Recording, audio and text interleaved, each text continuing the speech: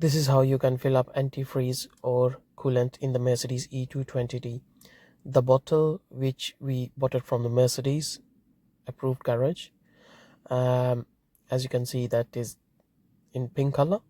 You can add half of the tap water and half of that fluid, and then you can put in the coolant. As you can see, the cup is filled half with the liquid, and then the rest we can add the water, so it's a 50-50. You can see the color is changing a bit, and yeah, that's it.